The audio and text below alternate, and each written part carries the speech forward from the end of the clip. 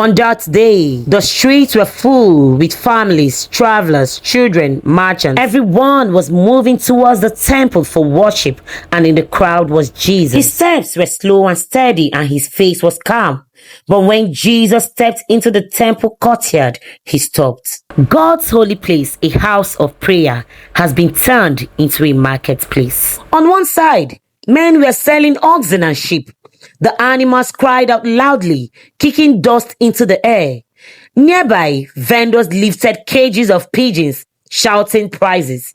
On the other side, money changers sat behind tables stacked with coins. They argued, counted, shouted, and fought over money. Jesus looked around. He stepped forward and began driving out the animals.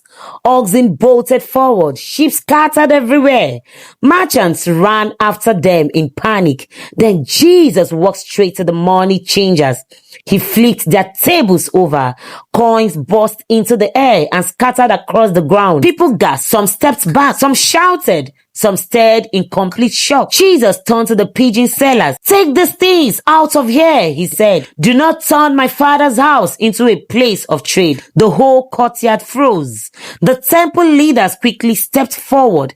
Their faces were filled with anger and offense. "What sign can you show us?" they demanded. "What gives you the right to do this?" Jesus stood there, strong and unshaken. "Destroy this temple," he said, "and in 3 days, I will raise it up." The people were stunned.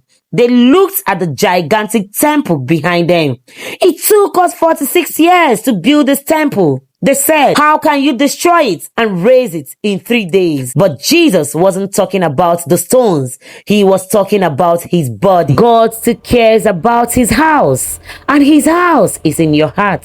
When life becomes noisy, when your heart becomes crowded, when things that don't belong begin to fill your soul, Jesus still enters. He still drives out what is not from God. He still flips the table we could never flip ourselves. He still calls us back to his presence.